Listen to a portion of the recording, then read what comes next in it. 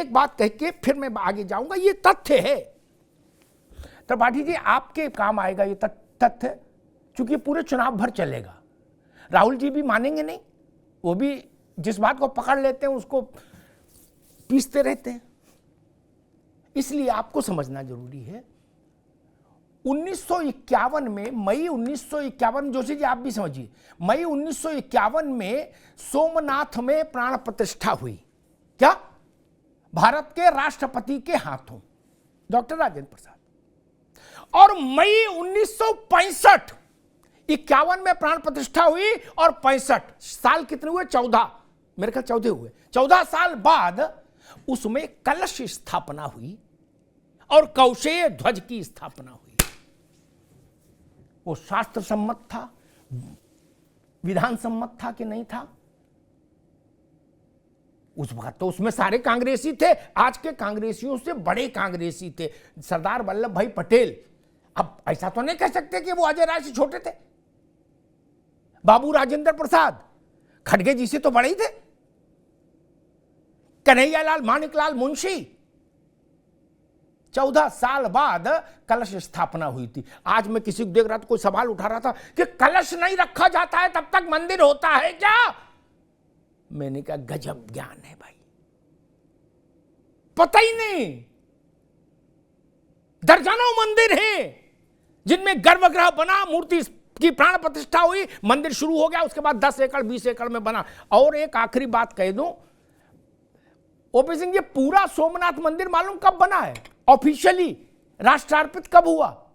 त्रिपाठी जी आपको जान के हैरानी होगी, ये कांग्रेस के रिसर्च डिपार्टमेंट को भेजिएगा, उसको शंकर दयाल शर्मा ने अपने टेन्योर में राष्ट्रार्पित किया। क्या? राजेंद्र बाबू के समय में प्राण प्रतिष्ठा हुई और डॉक्टर शंकर दयाल शर्मा के समय में राष्ट्रार्पित हुआ संपूर्ण मंदिर। त्रिपाठी जी क्या किया जाए? इसीलिए कहता हूं बड़ी कठिन है डगर पनघट की।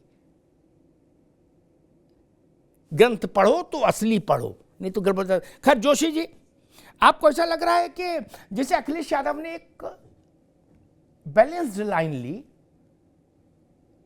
पहले उसका धन्यवाद दिया कि आमंत्रित किया, आभार, फिर कहा 22 के बाद हम सपरिवार आएंगे, सिया राम में सब जग जानी करहूं प्रणाम जोर जुग पानी वाली बात, और दर्शनार्थी के तौर पर दर्शन करेंगे, प्रणाम, ठीक बात। लेकिन कांग्रेस ने जो अलग युद्ध छेड़ दिया है, और ये उत्तर प्रदेश में आप इनके साथ चुनाव लड़ेंगे, तो बलिया में, देवरिया में, फैजाबाद में, फर्रुखाबाद में इनके इस झंझट से आप भी लपेटे में आएंगे, समाजवादी पार्टी भी। जोशी जी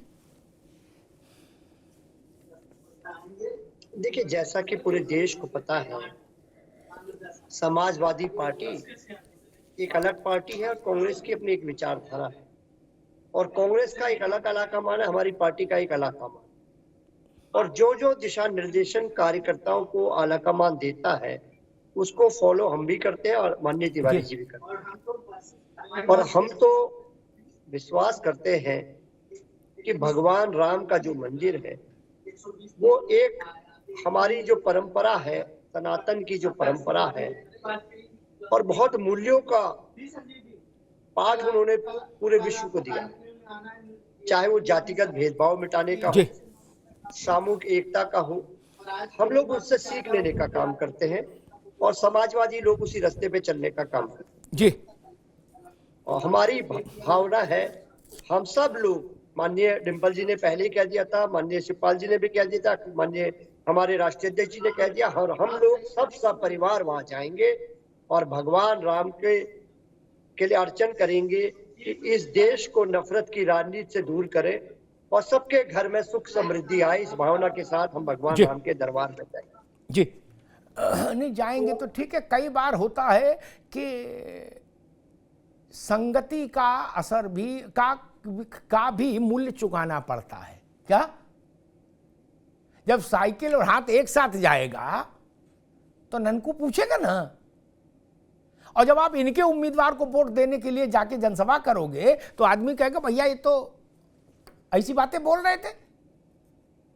बड़ी मुश्किल से तो मेकओवर करके अखिलेश जी सपा को यहां ला पाए, वरना सपा कभी अतीत आप जान ही रहे हो क्या?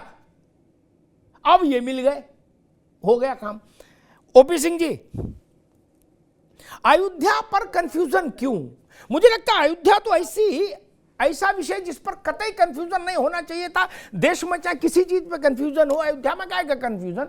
हमारे यहाँ जन्म से लेके और मृत्यु तक राम ही राम है लोक जीवन में, और क्या है? अर्थात जी कुछ विपक्षी पार्टी के नेताओं में कंफ्यूजन है, जनता में कहा कब जी, जनता तो राममय है। जनता तो 2022 का 22 जनवरी 2024 का वो दिन याद कर रही है कब वो क्षण आए और हम भी अपने देश से उत्सव मनाए।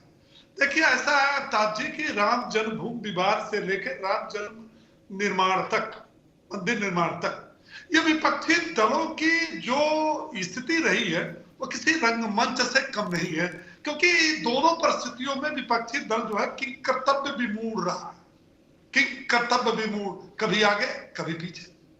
आप ये बताइए कि राहुल गांधी ने गलती क्या किया है न्योता ठुकरा?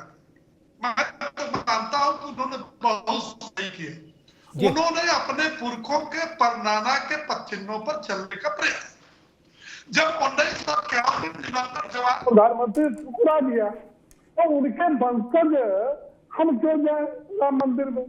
दूसरी बात यह है कि जिन्होंने राम के अस्तित्व को ही नहीं माना, कि राम है ही नहीं, राम काल्पनिक है, फिर उस राम मंदिर में हम क्यों जाए?